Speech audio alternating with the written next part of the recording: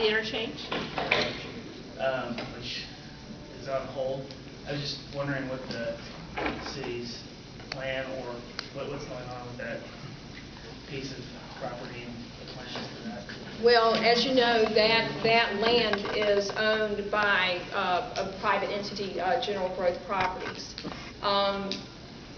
This past week, they have issued what is called an entreaty, or a solicit. Basically, that means a call for help, where they're inviting investors to come and invest in the mall. So that's the latest. I mean, basically, they know that they don't have the capital to finish the mall. They know that I think they've got to come up with a plan to pay off the debt that is due by February 12th.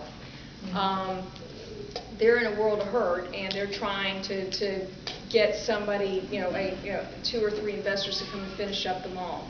What I know has happened is that they have paid all of their impact fees up front. all of the roadway. All the roadway impact fees up front. So, And that was to help assist with the interchange. The funds that built the interchange did not come from the general fund, but eventually the general fund does expect to benefit from the activities of the mall. and what we've also are working with GGP on is to make sure that all the off-site improvements are completed, so that, for instance, there is a development that is adjacent to the north of the mall where there will be a medical office building, and we want to make sure that the infrastructure is in place to allow them to continue with that project. If those off-site improvements aren't completed, then they can't get started on their project, and so GGP is making sure that those off-site improvements are complete. Are we actively, working with GGP to figure out how to finish the mall? No, we're not. I mean, that is a private concern.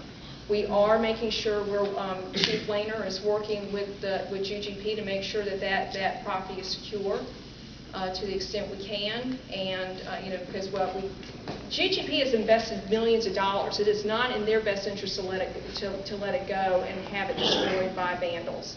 And so, they've got security on site. Chief Lehner is monitoring the situation and offering help where he can. I think that,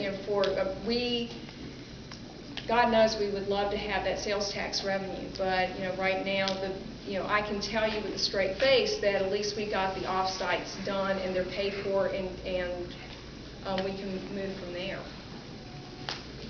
Yes.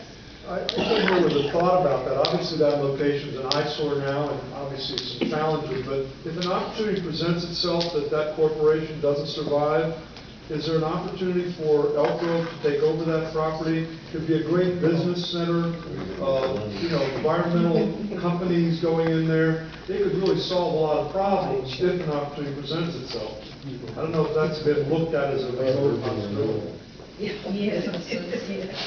Well, there is some conversation about creating a redevelopment agency.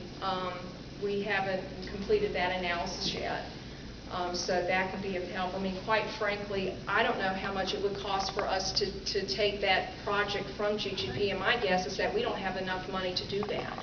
And so, frankly, what we need, if there are those investors that want to come and help and basically invest in that mall, we need to be partnering up with GGP to show just what a wonderful community we are and that this is a smart investment. Bob, if I can bridge what you just asked and kind of what Laura is saying in all of this, is GGP has about $150 to $160 million in the ground right now that they've already expended. So the city is not in first position, quote unquote, on that property. So we can't come in and just say, well, GGP, you're folded, we get the property now and do something with it. We would have to come up with that capital investment of not only what's already out there, because somebody owes somebody that money, but then also what the additional amount would be if we were to take it on and try and complete it for a business park or some sort of civic amenity, or even as its originally intended purpose. And so what they've done now, kind of get back to your question, is they've put out that entreaty looking for capital investors, equity partners, saying we can't get this done with our money because we don't have any, but we can't let go of it either because it's not worth anything to anybody else but us. So they're trying to sell off their existing properties that do have a cap rate, do have market value, so that they can scare up cash to keep what they're looking forward as a long-term holding, or at least that they need to get it and finish it to where it is marketable. So they're in a position where they can't let go of this property, but they can't finish it either. So they're trying to do something. Now, kind of back to what you were asking, I think, a little bit, the good news is we do have a development agreement in place that includes not only certain standards of development and certain things having to do with the whole project, but also lists of tenants, of that they have to have so many of this type, so many of that type. So the good news is, whomever builds this mall eventually, it will be what we were promised when GGP was the one saying, making all the promises.